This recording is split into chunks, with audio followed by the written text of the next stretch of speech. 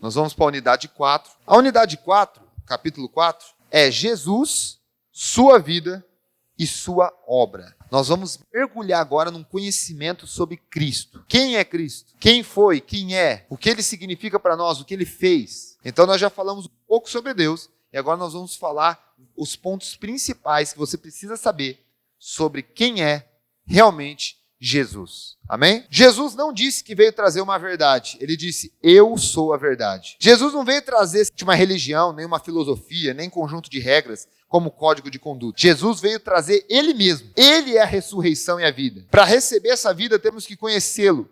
Devemos saber quem Ele é, de onde veio, o que Ele falou, o que Ele fez e onde Ele está. Aquele que diz que está em Cristo deve andar como Ele andou. Como andaremos como Jesus andou? Se não soubermos como foi a vida e a obra de Jesus? Eu sou o caminho, a verdade e a vida, e ninguém vai ao Pai senão por mim, disse Jesus em João 14,6. Jesus é o único que nos leva ao Pai. Por isso, devemos conhecê-lo e saber o que ele fez por nós. Essa proclamação que o Evangelho faz à pessoa de Jesus visa trazer fé aos nossos corações. Gente, aquilo que a gente sempre fala aqui na nossa igreja, nós não viemos aqui para conhecer sobre religião. Não é a religião que salva e que liberta, é Jesus. O propósito de Jesus é bem claro. Nunca foi instituir uma religião ou trazer regras, condutas de regras. Ele não veio falar, eu tenho todas as regras necessárias e mandamentos e está aqui todos eles. Eu vou gastar todos os meus dias para ensinar vocês regras e mandamentos. Não. Jesus, o que ele fez? Ele veio trazer ele mesmo. Ele veio dizer assim, aquele que me recebe, recebe o Pai que me enviou.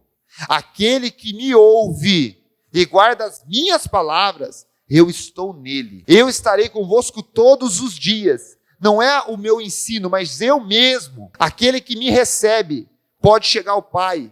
Eu sou o caminho, eu sou a verdade, eu sou a vida. Eu sou o bom pastor, e o bom pastor dá suas vidas pelas ovelhas. Eu estou à porta e bato. Eu sou aquele que faz a diferença. Então Jesus veio dizer assim, você tem que receber a mim. É por isso que o propósito de uma pessoa que está dentro de uma igreja, uma pessoa que está buscando, não é buscar o conhecimento da obra, não é buscar a conjunto de regras e condutas, mas tem que ser buscar Jesus. O conhecimento deve servir para a gente alcançar Cristo, e não o contrário, a gente alcançar o conhecimento e achar que é o suficiente, que é o que é necessário. Não, quem está entendendo? Irmãos, eu repito isso porque muita gente tem deixado a religiosidade atrapalhar ele. Eu creio que você que está aqui, já aprendeu isso aqui e já tem vencido. Mas cuidado. Eu vou lá na igreja, por quê? Eu tenho que ir, né? Tenho que cumprir. Todo mundo vê que eu fui. Tem que tirar uma foto para mostrar que eu fui. Tem que cumprir o meu ritual. Irmão, não é isso. Nunca foi isso. É um relacionamento. Vir na igreja é uma consequência. Esses dias eu vi uma pessoa colocando assim, né? Não é necessário ir na igreja para ter comunhão com Jesus. Mas quem tem comunhão com Jesus quer estar na igreja de Cristo. Quer estar no meio da igreja. Então, tudo o resto, quem ama Jesus, coloca ele como prioridade. Quem ama Jesus, pensa mais nos desejos de Jesus do que nos dele. Quem ama Jesus e tem Jesus, ele quer fazer mais vontade do que a própria. E se Jesus está pedindo hoje para você sacrificar o teu sonho por ele? Pastor, Jesus não pediria isso. Tem certeza? Ele pediu para muitos. Muitos. Inclusive, ele deixou claro, quem não carregar sua cruz, quem não deixar pai e mãe por amor de mim, quem não deixar o mundo por amor de mim, quem não estiver disposto a deixar as riquezas desse mundo para se dobrar a mim, não é digno de mim. Então, os nossos sonhos têm que ser realizados com Jesus. Mas Jesus tem desejos. Jesus veio cumprir uma missão e a nossa missão tem que ser igual a dele, se somos cristãos. Por isso que eu e você precisamos conhecer quem é Jesus e o que ele faz. Amém? Vamos lá, Primeiro ponto, são 8 pontos que nós vamos trabalhar nessa unidade. 8 pontos sobre quem é Jesus. Primeiro, Jesus existia antes de todas as coisas. No princípio era o Verbo estava com Deus e o Verbo era Deus. Ele estava no princípio com Deus e todas as coisas foram feitas por intermédio dele. Sem ele, nada que foi feito se fez. João 1, do 1 ao 3. Muitos pensam que Jesus é um ser que nasceu em Belém da Judéia. Isso não é verdade. Preste atenção, hein? Jesus não é o ser que nasceu em Belém da Judéia. Todos nós começamos a nossa vida quando somos gerados no ventre da nossa mãe. Antes não existíamos. Mas não foi assim com Jesus. Ele existia muito antes de nascer em Belém. Não como homem, mas como verbo de Deus. O verbo nunca foi criado. Ele era Deus e sempre existiu. Foi ele quem criou todas as coisas. Então Jesus não começou Jesus começou quando nasceu lá da barriga de Maria. Olha o que está em Colossenses 1, do 1 ao 15. Do 15 ao 17. Preste atenção. O qual é a imagem do Deus invisível, Jesus. O primogênito de toda a criação. Porque nele foram criadas todas as coisas no céu e na terra. As visíveis e as invisíveis. Sejam tronos, sejam dominações, sejam principados, sejam potestades. Tudo foi criado por ele e para ele. Ele é antes de todas as coisas. E nele subsistem todas as coisas. Grandioso é Jesus. Primeiro ponto, Jesus é antes da história. Jesus é Deus, só que o verbo, o Deus encarnado. Esses versículos de João 1, versículo 1 é bem interessante, porque diz assim, no princípio era o verbo. O verbo você pode traduzir como palavra. E a palavra estava com Deus. O verbo você pode traduzir como palavra, como ser. E a palavra era Deus. Então olha que interessante. Jesus, que era o verbo, estava com Deus, mas era Deus. E o verbo criou tudo e depois se encarnou. Nós vamos falar daqui a pouco sobre essa ideia de encarnação de Jesus, de se tornar carne aqui na terra. Vamos lá. 2. Tornou-se homem. Você vai ouvir algumas coisas que eu acho que você nunca ouviu aqui, então preste atenção. O verbo se fez carne e habitou entre nós, cheio de graça e de verdade, e vimos a sua glória como a glória do unigênito do Pai. Então vamos lá, o verbo, o ser que existia antes de tudo, o próprio Deus se fez carne e habitou entre nós. Olha lá o próximo versículo. O qual, subsistindo em forma de Deus, não considerou ser igual a Deus coisa que devia se aferrar, mas esvaziou a si mesmo, tornando a forma de servo, semelhante a homens, e achando na forma de homem, humilhou a si mesmo, tornando-se obediente até a morte, e morte de cruz. Olha que interessante. Ele era Deus, na forma de Deus, mas ele não se apegou a isso e se fez homem, se tornando servo e na forma de homem. Olha, você vai ter um entendimento agora do que Jesus fez quando ele fez isso. Que tremenda é essa verdade. Olha isso. O verbo eterno, criador de todas as coisas, o criador de tudo, se esvaziou de sua glória e assumiu-se a forma de homem. Imagina um homem, eu e você, transformando-se num verme. Isso ainda é pouco para comparar o que aconteceu com Cristo, porque o homem é criatura e o verme também é. Mas quando o verbo, Jesus, se fez carne, foi algo muito mais tremendo. O próprio Criador assumindo a forma de uma de suas criaturas. A humilhação de Jesus não começou na cruz, mas em Belém, quando tomou a forma de um simples homem. Você entende que, primeiro, Jesus é Deus. Você precisa ter esse entendimento para entender o que ele fez. Porque tem gente que fala assim, mas Jesus morreu na cruz. Tem tanta gente que morreu na cruz, tem tanta gente que se sacrifica. O que foi isso que Jesus fez? Preste atenção, meu irmão. Quando você entende primeiro quem Jesus é, antes de nascer em Belém, o Deus Todo-Poderoso, o Verbo, aquele que estava desde o princípio e tudo foi feito por intermédio dele, o próprio Deus. Quando você entende Jesus como esse ser divino, o Verbo, lá de João 1, João disse isso, o apóstolo João. Quando você entende quem é Deus, quem é Jesus, você entende o que ele fez. Ele não se humilhou na cruz, primeiramente.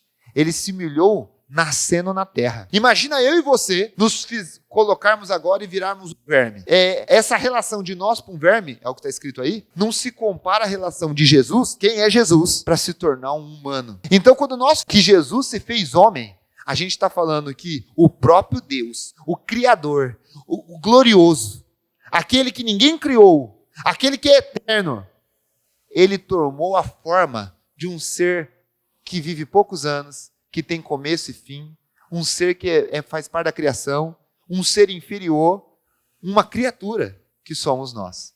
Então, quando Jesus fez isso, foi a primeira humilhação. Imagina um ser totalmente esplendoroso, nascer e ainda num estábulo. Nascer ainda numa situação horrível na terra ainda. Aí tem gente que fala assim, nossa, tadinho, Jesus se humilhou lá, teve que nascer numa manjedoura. Meu irmão, ele nascer num hospital, numa manjedoura, não muda quase nada perto do que ele já estava vivendo só de nascer como homem.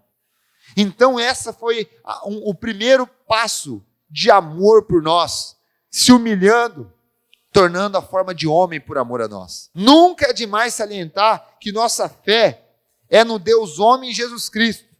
Quando o Verbo se fez carne, ele se esvaziou de sua glória de Deus. Isso é, ele esvaziou dos seus atributos. Lembra que a gente falou na aula passada?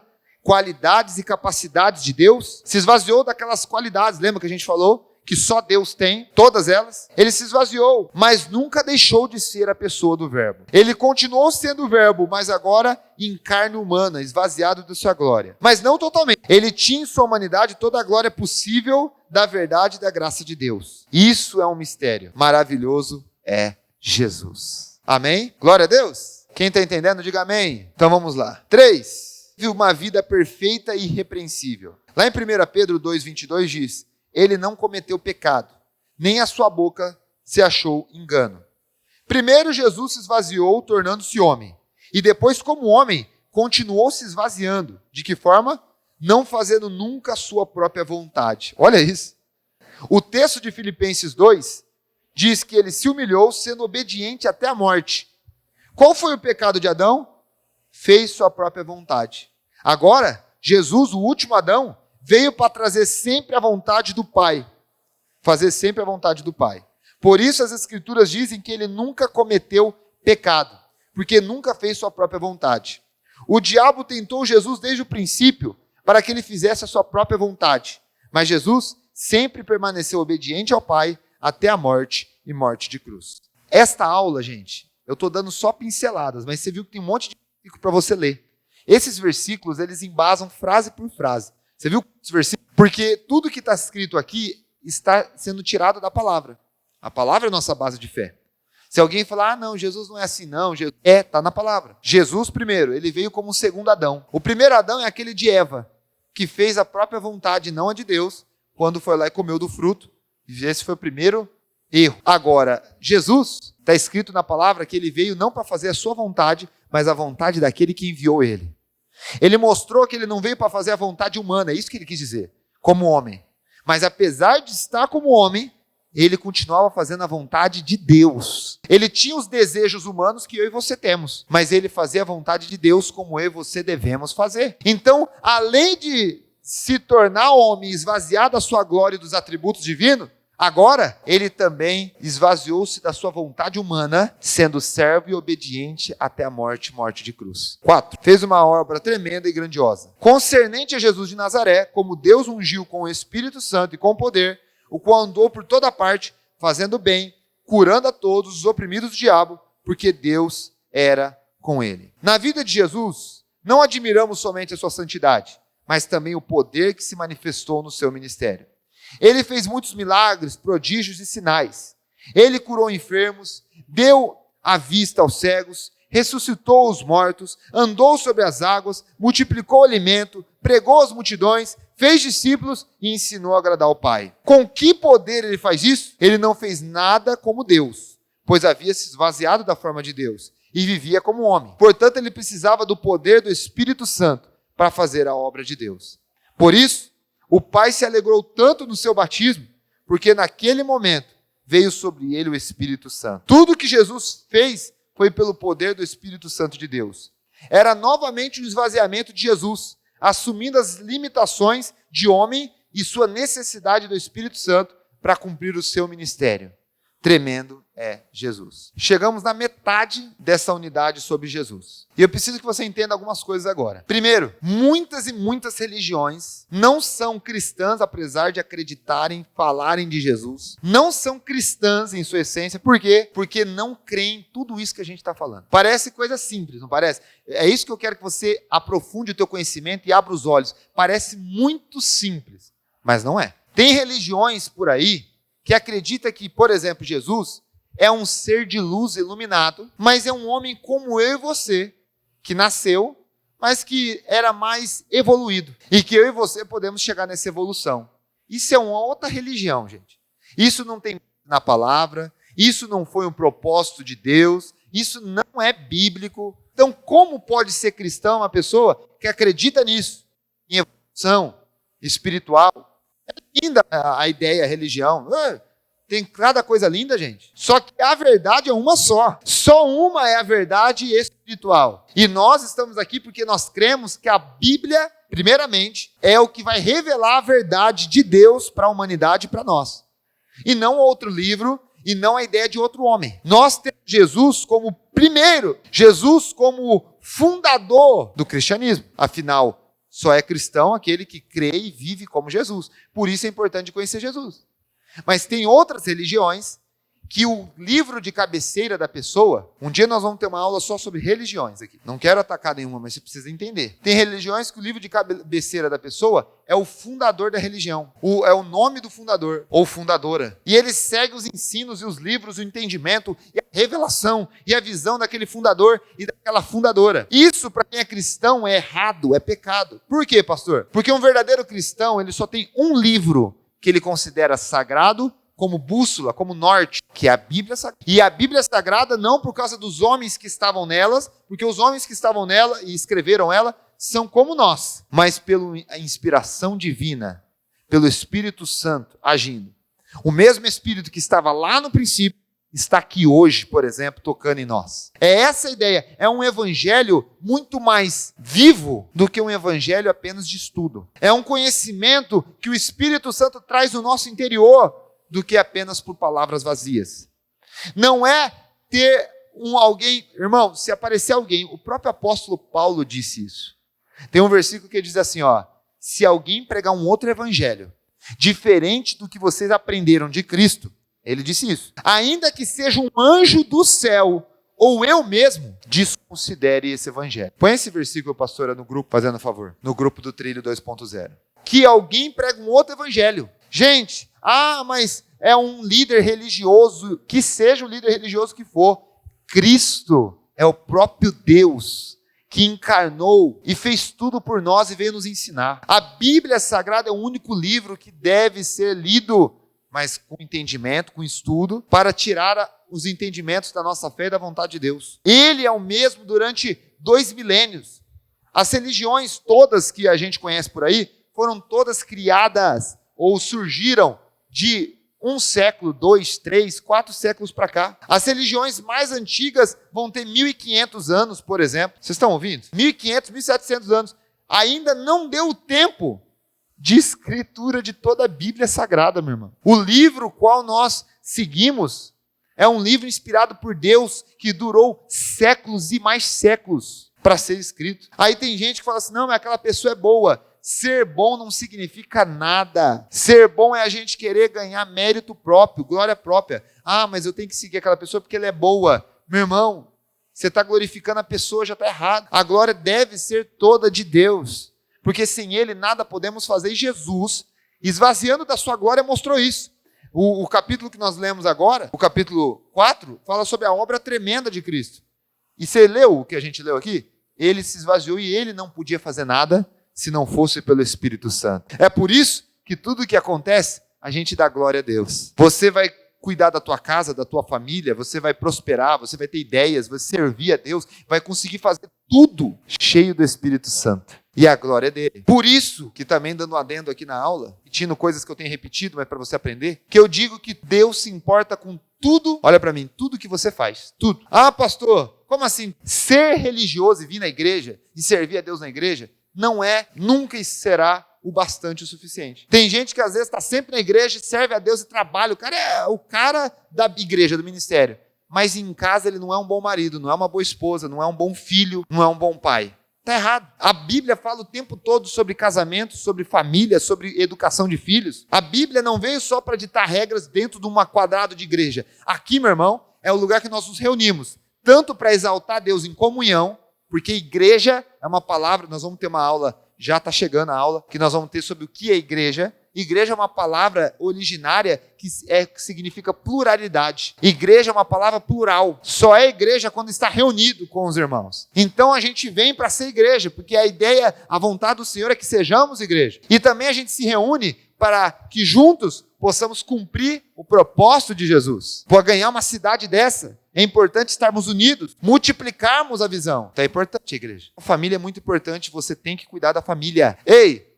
O propósito que Deus tem na tua vida financeiro é importante, tua empresa, teu salário, o seu talento para ganhar dinheiro é importante. Ai, pastor, isso não é secular? Uma vez a pastora até falou que não gosta da palavra secular, eu tento não usá-la, porque a gente usa muito, né, a palavra assim, qual que é? É secularmente, essa é minha profissão, esse é meu trabalho secular. Parece que é uma coisa assim, secular quer dizer fora da vontade de Deus, fora da igreja, fora do ambiente divino. E aí, meu irmão, você foi chamado para servir, para trabalhar, para ter dons, talentos, para fazer uma faculdade, para fazer as coisas cheio de Deus, para a glória dele. Ou você acha que alguma coisa que você faz é para a glória própria, porque você é bom? Jesus deixou claro, ele se esvaziou e tudo que ele fez foi por Deus. Você entende isso? Então, não tenha medo. Tem gente que acha assim, mas não é pecado, eu estou trabalhando demais. Aí que tá. O único erro nessa história é quando você não sabe pôr prioridades e organizar o tempo na tua vida. Se você está gastando muito tempo no trabalho, mas pouco tempo com a família, é errado. Se você está gastando muito com a família, mas o povo até chama de vagabundo porque não trabalha,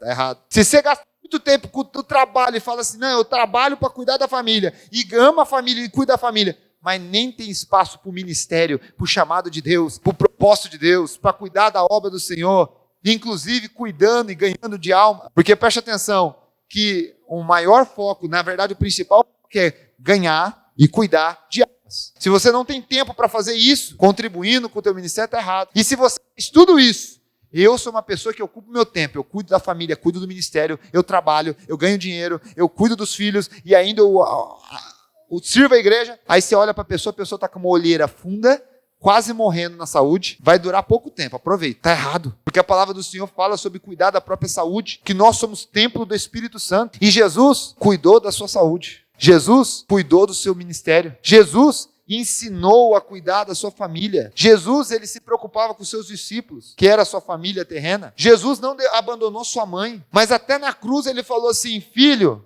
João, cuida aí da Maria como sua mãe. Maria, não fica triste não vou te deixar sem não. Cuida do João como um filho. Ele não abandonou a família. Só que quando ele estava cumprindo o ministério e a Maria chegou, o que ele falou? Está escrito na palavra. Fala para ela que eu estou cumprindo o propósito do Senhor. O que eu tenho com ela e com meus irmãos agora? Está escrito na palavra. Então, Jesus sabia pôr cada hora no seu lugar. Inclusive, quando estava todo mundo apavorado, ele estava dormindo na proa do barco, porque precisava dormir. E o povo estressado lá.